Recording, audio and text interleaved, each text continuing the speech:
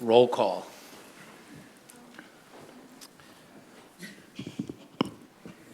I can do it. I'm here. Here. Here. Public participation.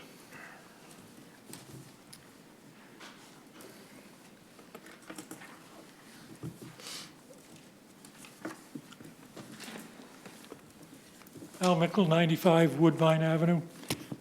I've tried to read the whole packet. There was a lot to read. I'd like to talk about the second ordinance that was on the agenda tonight about the enforcement procedure for Section 13 of the new ordinance 26-4. And it says there's a written notice going to be given. And that's what has to be first in our ordinances, if you look at 1-12A. But it also says, followed by a citation. And that's used, I believe, throughout all our ordinances. So I think something to that, referring back to that enforcement procedure from the new ordinance should point to the citation statute that's already there. In section 14 of that ordinance, it talks about the appeal of the violation. Again, the first part of our town ordinances talk about the violation. Citations can be heard by the hearing officer. We don't have a hearing officer yet, so I think we need one, but we don't have one. And section 20 talks about a criminal penalty of $100 a day. I thought that was a good idea because it's the same for all the other ordinances. But the part I really liked is, or imprisonment. I think we should get some meat behind some of these ordinances. The new section for 26-5 talks about detention basins and things like that. But planning and zoning talks about water gardens. I'm not sure if it needs to be in this ordinance or not. It's just something someone should look at. Thank you. Thank you. Anyone else?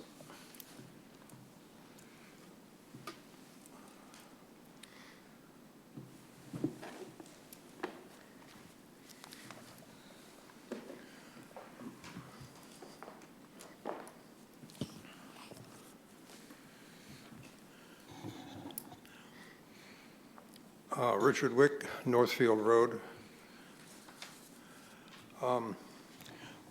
Few comments pertaining to the proposed changes to the noise ordinance. Just want to reinforce comments that have been made previously about adopting language that will be approved by the state. A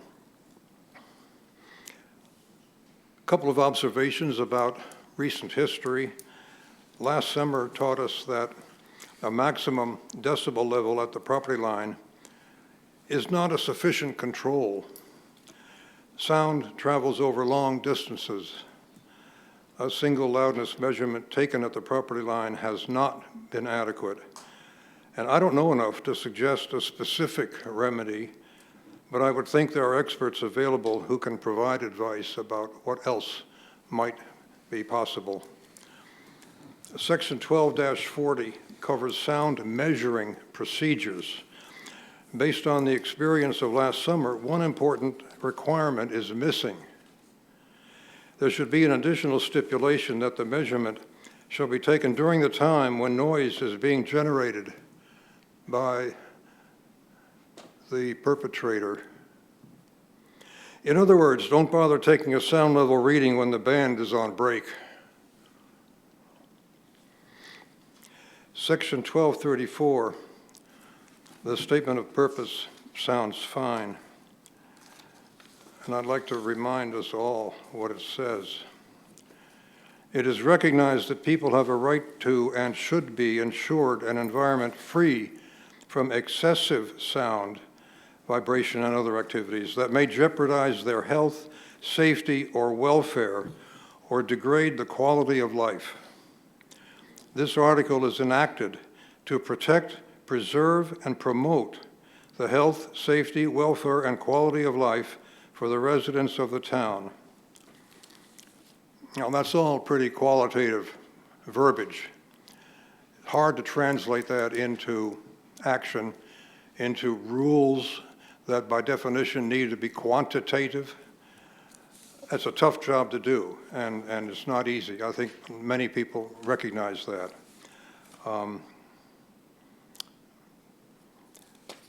There's one other thing I'd like to bring up. In thinking about the origin of the noise ordinance, it seemed to me that it was written back in the days when nobody gave any thought to the possibility of anything other than intermittent activities outdoors that would include amplified sound, such as special situations like weddings, birthday parties, anniversaries, things that would be generally a perhaps once a year operation, once a year event.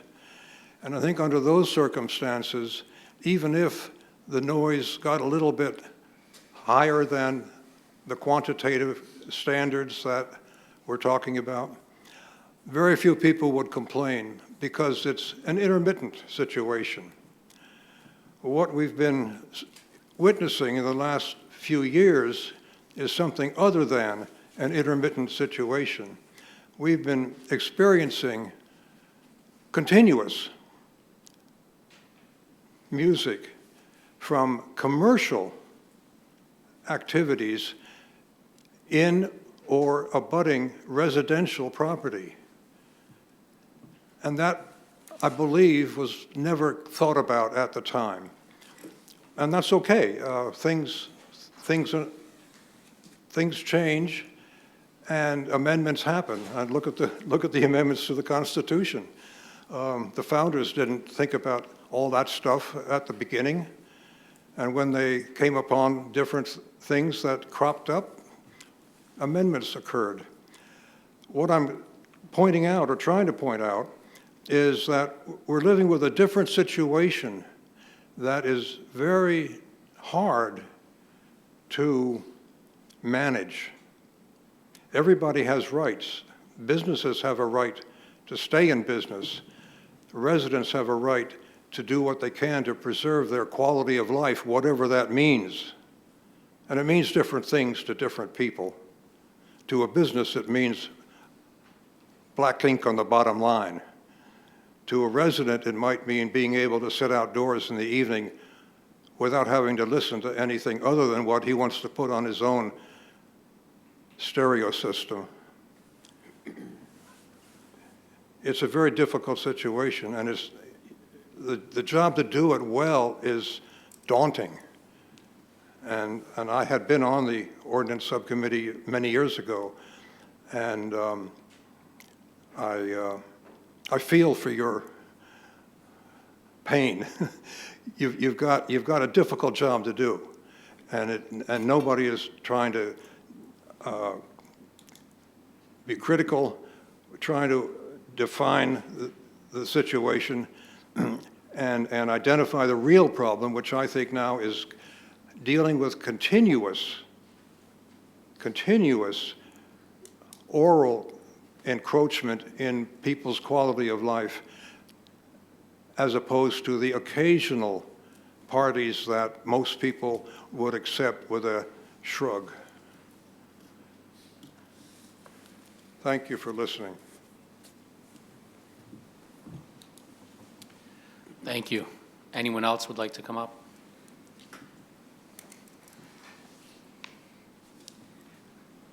Hi, my name is Pam Clyer, Joshua Town Road. And I want to thank you for taking up the issue of noise, because it's been an ongoing, if I could echo Mr. Wick's comments, a continuous problem since the fall of 2020.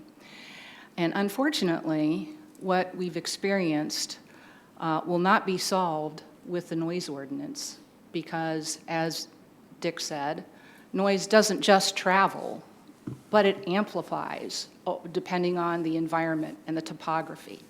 So we have hundreds of residents that live a mile circumference around two businesses that are holding concerts, spring, summer, fall. And we've been characterized as being anti-music or anti-fun. Not the case. We're just like you. We want to be able to enjoy our yard in the warm months. It's just that simple. Unfortunately, there are times when the music is not in the distance, as it was with one establishment that was playing music that was acoustical. You could hear it, but it wasn't obtrusive. It didn't disturb our peace. It didn't cause us not to be able to hear our own music or have conversations that weren't interrupted. But amplified music is a completely different matter. We heard at the last noise ordinance subcommittee meeting from a sound engineer who said that noise doesn't just travel, but it amplifies depending on the environment and the topography. And that the only way to solve the problem of amplified music being done in businesses that abut residential neighborhoods is through noise mitigation and by consulting with a sound engineer. And in fact, I've got some articles that I'll pass out to you. We've already submitted them once, but they describe this specific situation. Just one last point. We are not anti-business. In fact, we're patrons of these businesses. And we want them to survive. And I assume that if they're paying musicians to play at their establishment, that they're doing so because it contributes to their bottom line.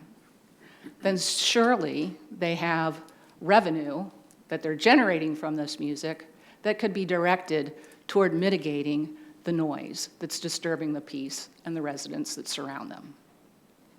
Thank you very much. Appreciate it.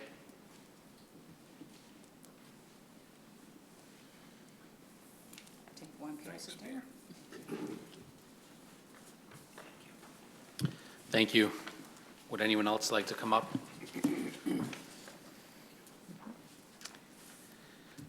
Okay, seeing none, we'll move on to a motion to modify the agenda. I'm going to make a motion to amend the agenda tonight, moving item 6 and item 7 ahead of item 5. Any second on that? Second. Yeah, we're just simply essentially reversing the order a bit. We're going to discuss 6 and 7 before 5. All in favor? Aye. Aye. Any opposed? Carries. Mr. Chairman, thank you for doing that. I just wanted to identify that during the Public Works Subcommittee, we came to find that we did not have a proper wording in the recommended ordinance. We'd like to identify some type of violation or fee for that particular ordinance so that we can enforce it as we move forward. So after the discussion during the Public Works Subcommittee, we'd like you to table this item. We'll have that wording corrected and then present it back to you at a later date. And this is on the section 26-4 illicit discharge and stormwater connections? That's correct. And these, I don't have the paperwork in front of me. I apologize. Yes. And Mr. Chairman, Paul Benevich, Watertown Town Engineer, in your packet, these were items 26, 4, and 5. Excuse me, under review by the town attorney, he changed them to 26, 6, and 7. We're talking about the two same ordinances about illicit storm water discharges and a legal authority for MS4 post-construction requirements. Both, like as Mr. Ramos said, were discussed in Public Works Subcommittee. We need an enforcement and penalty revisions to these, and that's what we're requesting the tabling till future meeting. So item 6. And 7. So, And 6 and, well, no, what's now 5 and 6. 4 and 5, originally 4 and 5, now 6 and 7. I mean, sorry. They're talking about numbering on the agenda. know. Yeah, the number I'm on the sorry. agenda, yeah, that's what you're talking about. I think it is. Correct. I'm talking on the agenda. So we're going to table this, given that our town attorneys has modifications that they're suggesting, and the Right, department as well. Yes. Okay, maybe you want to make a motion to that effect, Ken, to Doesn't matter. I can do it. Sure. So table, I'll make a motion that we table item 6 and item 7 on the agenda.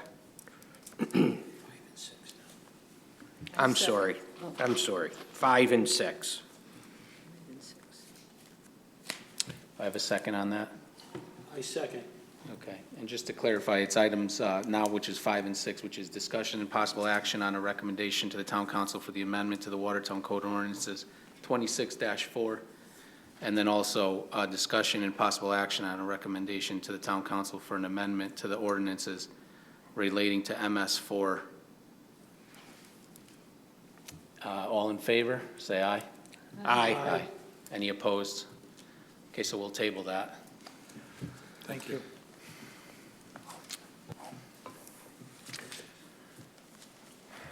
So you have item 7, which is Yeah, right. yeah. Any Do you discussion? want to, why don't we make a motion to this effect, and then we'll have a discussion on it? Sure. I move to send to the Watertown Town Council for consideration and possible action the final draft of the recommended amendments to the noise ordinance and the Watertown Code of Ordinance with the following changes. Why don't we have a discussion, Mr. Raymond, you want to start it off, and then I think Attorney Fitzpatrick will, Thank you. So in front of you is a very similar, if not exact, copy of the ordinance that was presented at the last meeting. Attorney Fitzpatrick is here in the chambers for you to just go through the ordinance, have some discussion as to what may be appropriate to change or maybe keep the same, and then we could move on once that discussion is had. Attorney Fitzpatrick? Good evening, everyone. I'm Tim Fitzpatrick from Fitzpatrick Santos Sousa Perugini. Thanks for having me tonight. I'm not a sound expert, so I want to get that out there right away. But I just want to give everybody here a summary of the legal authority of a town creating this kind of ordinance and what changes you as a town are permitted to make to it. So first of all, the Connecticut General Statutes do allow towns to create local ordinances to control noise. However, it is restricted. DEEP is the state of Connecticut's agency. They have created their own noise standards. So when you look at the proposed ordinance and almost every other ordinance in Connecticut, they're very similar and they're exactly the same as far as decibel levels. I did speak with DEEP last week. They indicated to me that they would not approve any ordinances that are more relaxed than the DEEP ordinance. So for example, we cannot, or the town cannot change daytime hours until 1 o'clock in the morning so that people will be partying all night. So the DEEP does have to approve every local ordinance. They did indicate that some towns try to make them a little stricter, but most towns just mirror what DEEP does. So the decibel levels in the ordinance are exactly what DEEP has. The only changes that I see in the ordinance, and actually a gentleman spoke about it earlier, is that we need to include that Article 1-12, and that is your penalties and enforcement actions. The way the proposed ordinance currently reads is that a person has to pay it within 10 days. But if you look at it's either 1-12, It's entitled Enforcement of Municipal Ordinances. So this is for all of Watertown's ordinances. It allows a person 30 days before appealing that. And a question I did get is how does an appeal happen? And that's a really good question. Generally for municipal ordinances, you want to keep these as internal as possible without having to go to court because it's going to take more time, it's going to cost more money. So the town manager will have to make a recommendation for a hearing officer. The statute says that you can have one or more. It cannot be a member of the police department. It cannot be a member of this subcommittee. So that's something you may want to think about before the next meeting that we have. Other than that, I'm here to answer any questions that you all have. I think this is the first time I've met a few of you, so feel free to ask me whatever you'd like, and I can relay our questions to Deep. Attorney Fitzpatrick, you had mentioned earlier that there is something else you needed to add regarding the FAA. Maybe Yes, bring that forward. there is, in my conversation with Deep, they did indicate that we have to add air traffic to the exclusion list because that's regulated by a federal agency, the FAA. We can't control how loud the planes are, so we do have to include that before Deep will approve it. But I think that if we add that and we sync up the enforcement regulations, I think Deep will approve everything. I did leave them another message today just to confirm that they had no other suggestions, and I'm waiting to hear back from them on that. So I mean, I guess as some of the speakers in the public have indicated, you know, this is a really tough thing to put together and quantify. So this is not going to be a perfect thing. You know, some people are going to be happy, unhappy, maybe vice versa in certain scenarios. So again, and I'm being redundant, but this is something that was put together by Deep in large part, and we're staying consistent with that, especially with the decibel levels. Obviously, it could be accepted by, it will be accepted by the department, but I guess a question I have is, you know, are these decibel levels going to keep the noise at a reasonable level and still permit businesses to operate, I guess is. Yeah, and, you know, as I said, I'm not a sound expert, so I think that if there are sound engineers that may answer the question better. But I know that Deep did hire engineers when they enacted this ordinance, and that's why the decibel levels are there. You know, and like another gentleman just said, it's hard to put the intentions of everyone, residents and businesses, into numbers, but I think that's what you have to do. The decibel levels in this ordinance are exactly what Deep has. The general consensus behind it is that if you're in an industrial zone, you can make more noise. If you're during the day, you can make more noise. But if you're emitting that into a residential area, which seems to be the issue here, the decibel levels go down, and they go down at night as well. So the decibel levels are exactly the same that Deep has. The only difference in the current proposed ordinance is that nighttime hours here start at 9:30, whereas at the Deep regulation, it starts at 10 o'clock. So this is actually a little more stringent than the Deep regulation, and that's something that you can all discuss, and if we do need to change that, we can change that, or we can leave it as it is.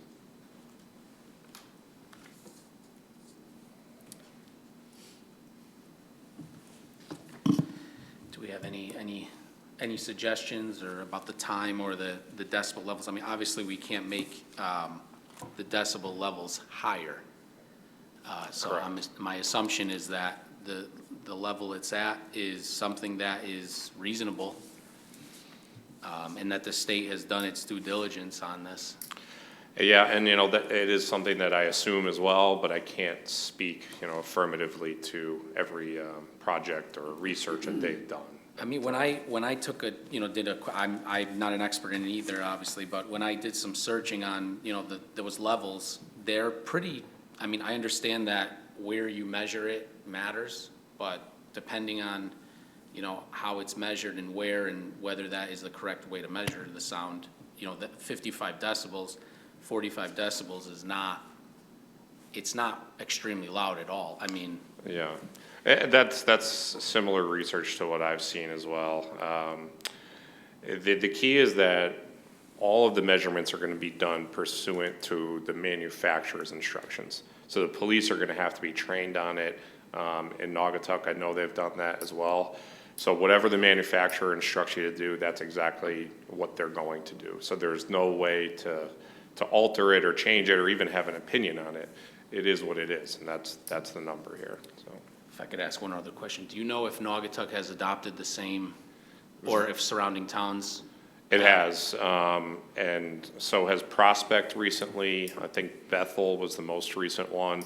If you go on the state of Connecticut's website, the Office of Legislative Research, there's a memo that shows every town's ordinance.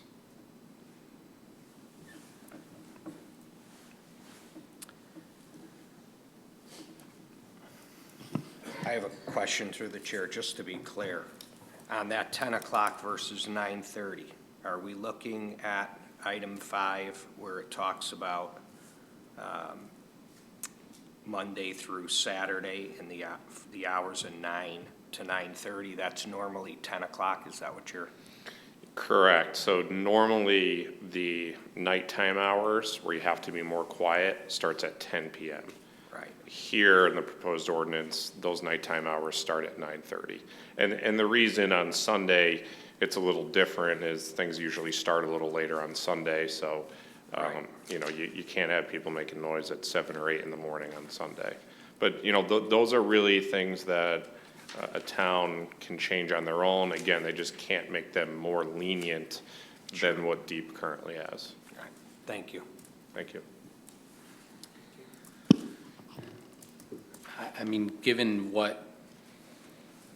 that this has been approved by the state and many towns have adopted the same decibel levels, I'm inclined to at least recommend this in some form to the town council.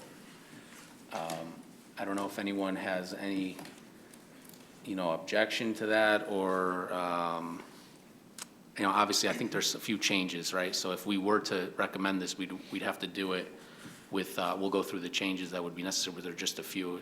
Just a couple minor changes. It's first, it's aligning the enforcement and penalty schedule with your current section 112, adding the air control, and that was it. Could you, excuse me, could you explain that air traffic control again? Sure. So the federal government regulates air traffic control. So if there's a plane flying over, the town of Watertown constitutionally cannot come in and say that plane is too loud, we're going to fine JetBlue, and we're going to issue penalties to them. Whenever a state or federal government enters a field, meaning here it's a noise ordinance. So Deep has entered the field of noise ordinance. The federal government has entered the field of air traffic and noise from those planes or helicopters. So the town cannot come in and change that at all. Thank you. Thank you. I do have a question, but not for the attorney. Since most of the residents and everything have been, you know, complaining and everything, and they're saying that the, yeah, what's the word I want? When they measure the decimals, they're saying that our equipment is not up to par.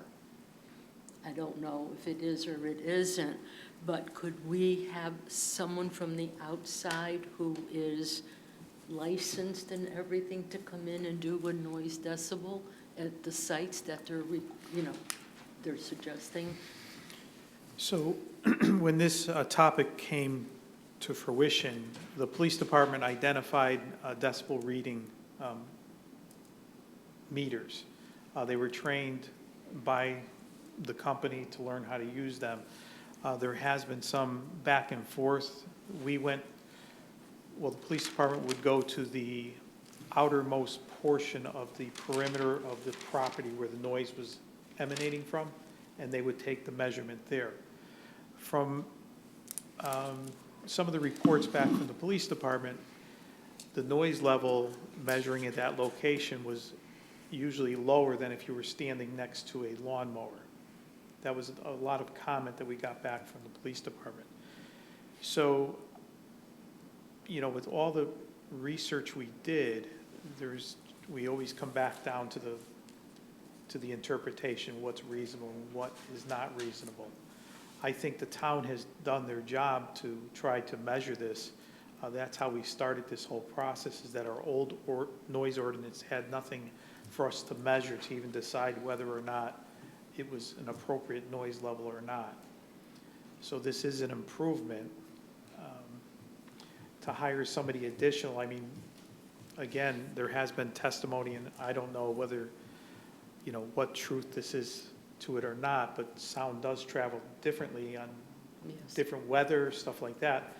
You know, how many times do we hire somebody else to come out and measure it? And then, you know, where do we come up with that reasonable point? My opinion is this is not the end. This is taking the recommendations of the state. They've done the studies to feel that these are reasonable levels. Unless you as the subcommittee think we should change them, then I think that the reasonableness is that this is what the state has agreed is reasonable. Thank you. Yeah, and I guess the one final thing I'll bring up before I guess we can vote on this, I suppose, is the hours. It looks like we made them more restrictive than what the state had in their model forms. I don't know if anyone feels that we should just stay with what we have presented here, which is a half hour more restrictive than the state's 10 o'clock, or leave it as is, or change it.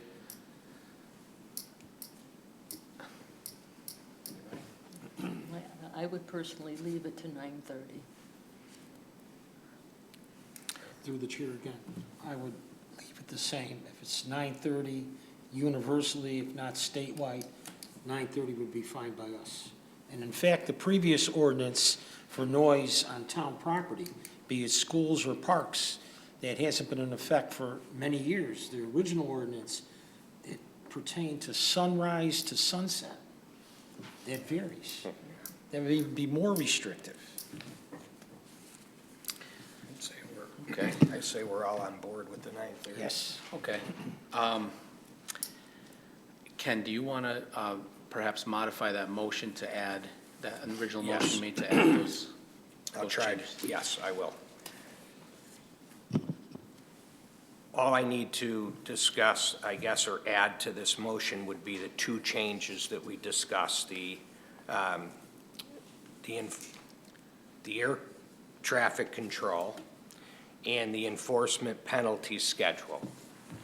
Correct. So air traffic control is going to be listed under 1237 for exemptions. So that's going to be 1237 subsection 8. The enforcement and penalties, let's see, that's going to be section 12-44, where the appeal period is going to be changed from 10 days to 30 days. And that's going to sync up with section 1.12 of the Watertown ordinances.